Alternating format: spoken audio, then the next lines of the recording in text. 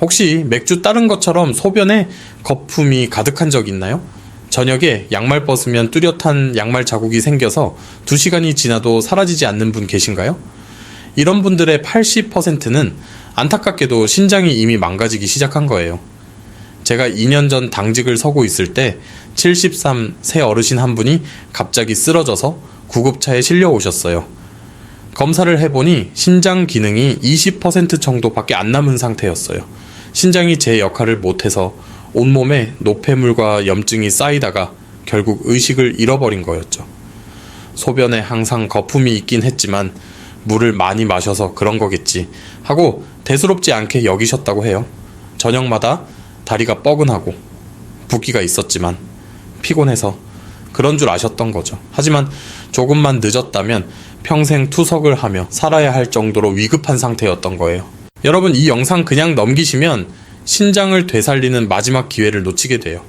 조용한 살인자라 불리는 신장은 증상 없이 망가지거든요. 증상이 생겼다면 이미 시작된 거예요. 하지만 다행히도 제가 알려드릴 음식들만 잘 드셔도 충분히 신장을 지킬 수 있어요. 신장을 위한 음식 3위부터 1위까지의 과학적 효능, 주의사항, 실전 레시피까지 모두 챙겨드릴게요. 신장 건강을 지키기 위한 생활 습관과 검사법도 싹 다 알려드릴게요. 실제로 앞서 말씀드린 환자분도 제가 알려드린 음식으로 식단 관리를 하시면서 신장 기능이 점차 회복됐어요. 혈액검사 수치도 정상으로 돌아왔고요. 투석하지 않아도 된다고 기뻐하시던 모습이 아직도 생생해요. 이 영상만 보시면 평생 투석 없이 내 신장으로 살 수 있어요. 당신의 신장을 다시 살리고 싶다면 좋아요, 구독 눌러주세요. 당신의 가족과 지인 중 누군가가 망가져가는 신장 때문에 걱정하고 계시다면 이 영상 꼭 공유해주세요. 생명을 살릴 수도 있습니다. 안녕하세요. 저는 대학병원에서 일하고 있는 전문의로 매일 다양한 노년기 환자분들을 만나고 있습니다. 모든 질환은 고통스럽지만 제가 가장 피하고 싶은 게 투석의 고통이에요. 4시간이나 걸리는 투석을 일주일에 3번씩 평생 해야 하는 삶의 고통은 겪어본 사람만이 알 거예요. 끝이 보이지 않는다는 게 가장 무섭죠. 먹을 수 있는 것도 엄격히 제한되니 우울감과 상실감이 이루 말할 수 없어요. 많은 분들이 공감하실 거예요. 투석 없이 내 신장으로 평생 살고 싶다는 마음 가까이서 많은 환자를 봐온 저도 정말 공감합니다. 그럼 도대체 어떻게 하면 될까요? 지금부터 차근차근 말씀드릴게요. 정수기 물에서 이상한 맛이 나면 어떻게 하세요? 정수기 필터를 바꿀 때가 됐구나 하면서 갈아주죠. 근데 우리 몸의 필터인 신장은 어때요? 이건 이식을 받지 않는 한 안타깝게도 갈아줄 수가 없어요. 신장은 간과 다르게 한 번 손상되면 회복이 안 돼요. 게다가 신장병은 증상이 늦게 나타나요. 기능의 50%까지 손상돼도 특별한 증상이 없어요. 증상이 생겨서 발견했을 때는 이미 중기 이후인 경우가 대부분이에요. 심지어 신장병은 말기까지 가면 투석을 해야 해서 삶의 질을 굉장히 떨어뜨려요.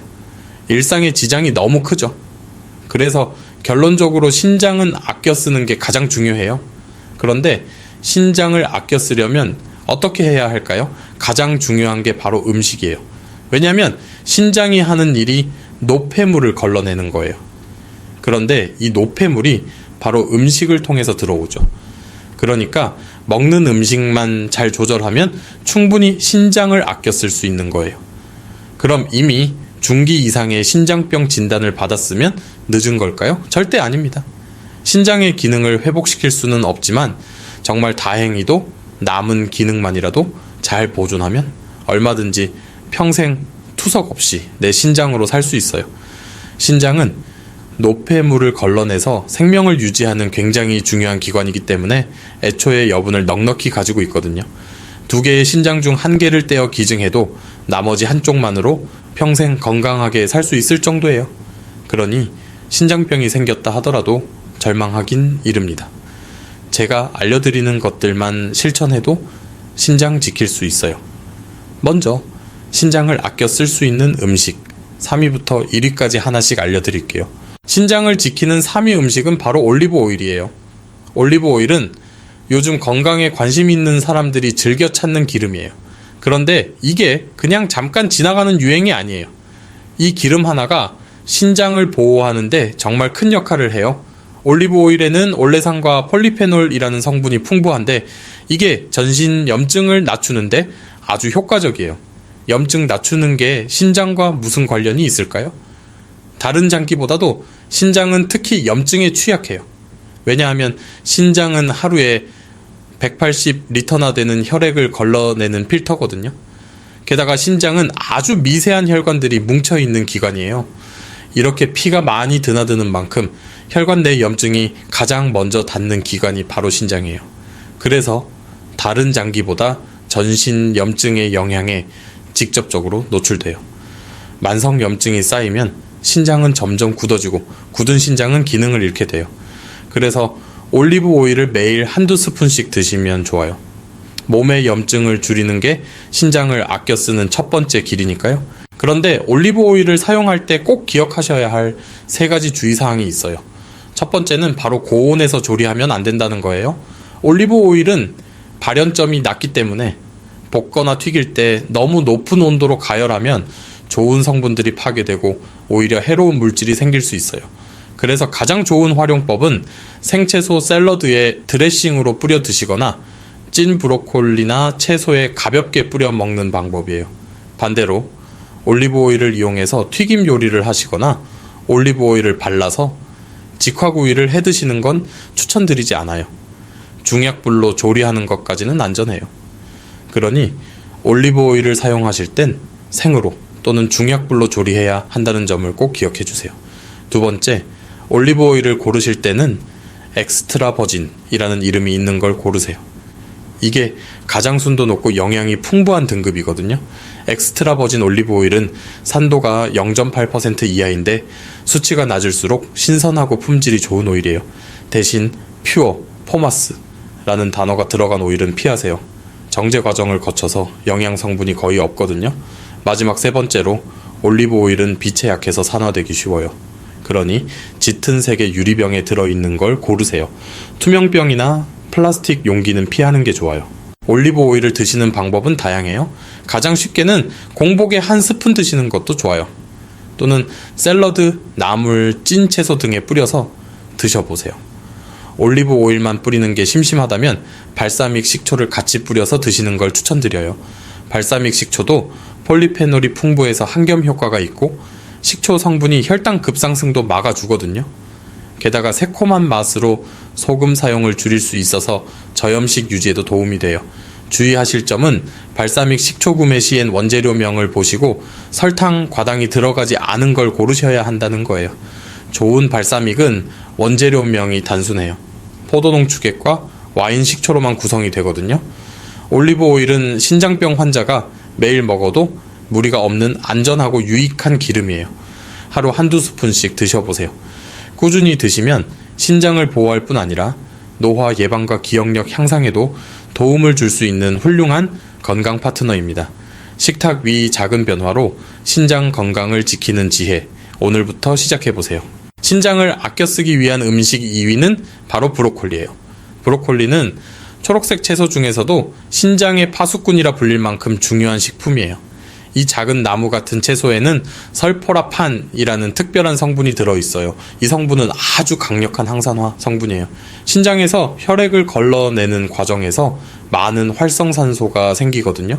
문제는 이 활성산소가 많아지면 세포를 공격해요. 이때 활성산소를 없애주는 역할을 하는 게 설포라판이에요. 여기서 중요한 팁 하나 알려드릴게요. 이 설포라판은 브로콜리를 잘게 썰어야 만들어지고 열에도 약해요. 그래서 설포라판을 최대한 많이 드시기 위해서는 제가 알려드리는 대로 조리해서 드셔야 해요.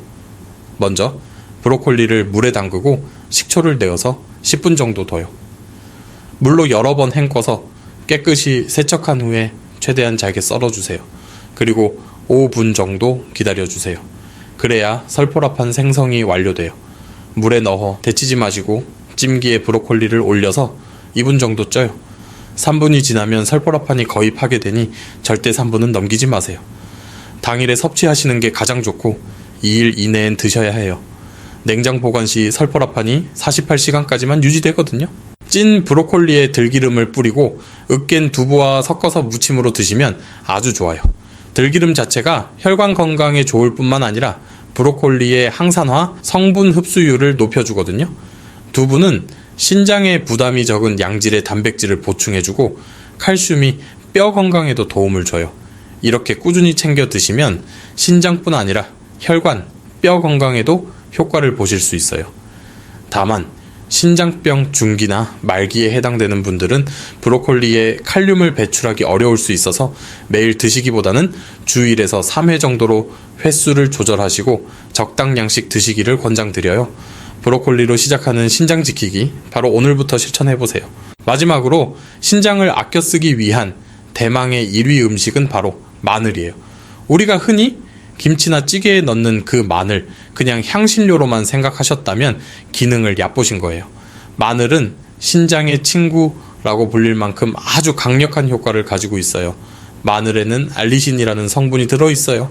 이 성분은 놀랍게도 혈관을 확장시켜 혈압을 낮추는 작용을 해요. 게다가 인슐린 분비와 작용을 개선해 혈당도 안정화해요. 마늘이 신장 지킴이 1위 음식인 이유가 바로 여기에 있어요. 신장이 망가지는 가장 큰 원인이 고혈압과 당뇨거든요. 실제 통계 자료에 따르면 말기 신장병 환자 중 48%는 당뇨병이, 21%는 고혈압이 원인이에요. 70%에 달하는 말기 신장병 환자가 당뇨병과 고혈압 때문에 신장이 망가진 거예요. 그러니 신장을 아껴 쓰기 위해서는 고혈압과 당뇨를 막아야 해요. 이 모든 걸 한 번에 해결해주는 음식이 바로 마늘이에요. 그런데 여러분, 마늘 정말 많이 드시고 계시죠? 한국인의 1인당 연간 마늘 섭취량은 평균 6에서 7kg이에요. 세계 평균이 0.8kg이거든요.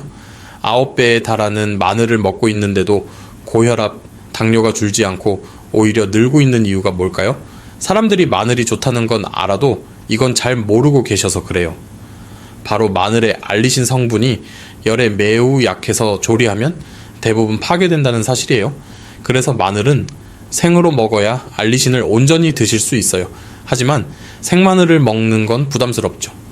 그래서 제가 마늘에 있는 알리신을 하나도 놓치지 않고도 맛있게 드시는 팁을 알려드릴게요.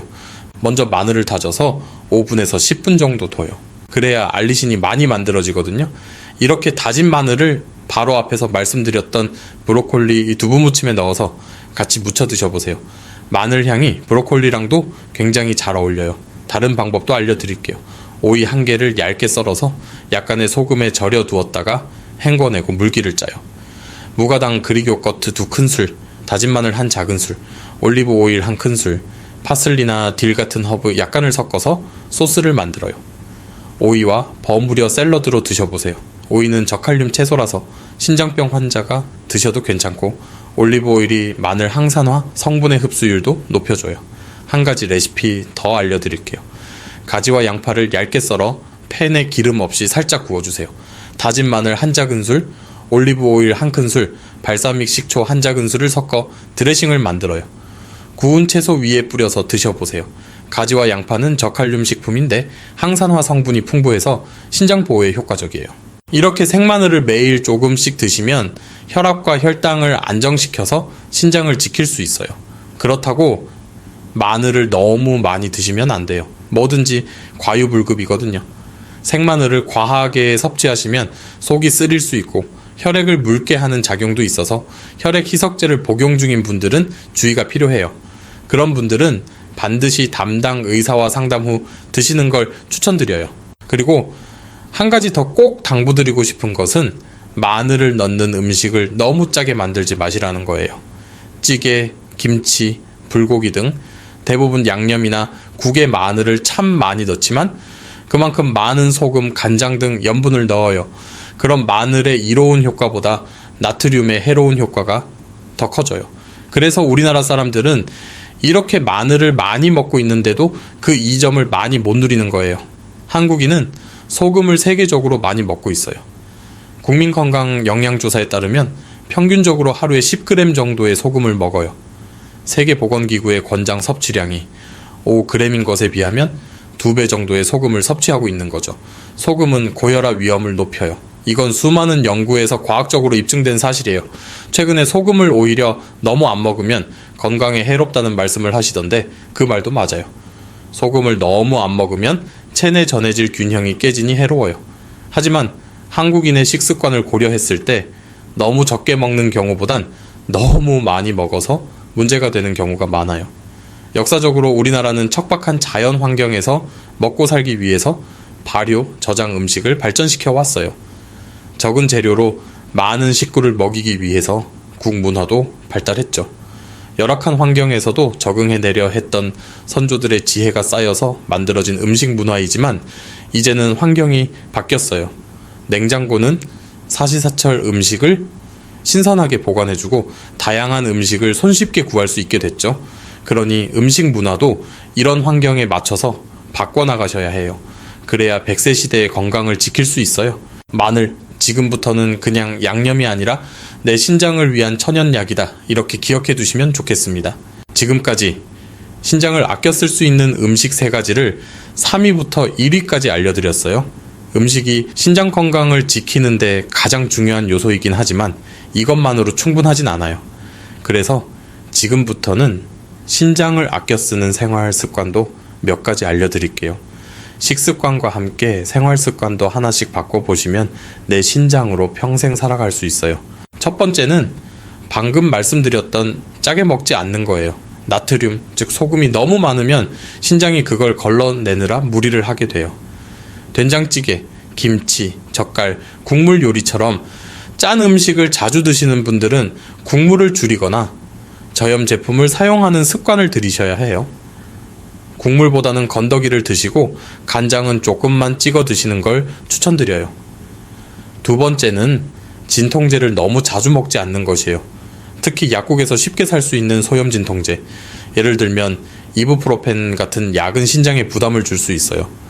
머리가 아프거나 관절이 쑤셔도 자주 드시다 보면 신장이 조금씩 손상될 수 있어요. 꼭 필요할 땐 의사에게 먼저 상담을 받고 가능하면 타이레놀 계열로 대체하는 것도 방법이에요.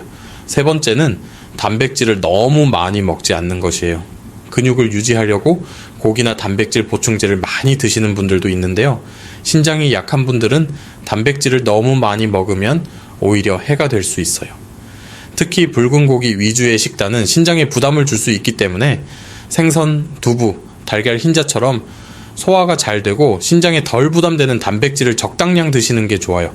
네 번째는 흡연과 과음을 피하는 거예요. 담배는 혈관을 좁게 만들고 음주는 탈수를 일으켜 신장에 직접적인 피해를 줘요. 하루 한 잔은 괜찮다는 말도 있지만 나이 들수록 그 하루 한 잔이 생각보다 큰 영향을 줄 수 있어요. 신장 건강을 생각하신다면 담배는 끊고 술은 줄이시는 게 좋아요. 마지막 5번째는 물을 충분히 마시는 거예요. 신장은 노폐물을 물에 섞어 소변으로 내보내는 일을 하기 때문에 물이 부족하면 그만큼 일을 제대로 하지 못해요. 하루에 6잔에서 8잔 정도 미지근한 물을 자주 나눠 마시는 습관을 들이세요.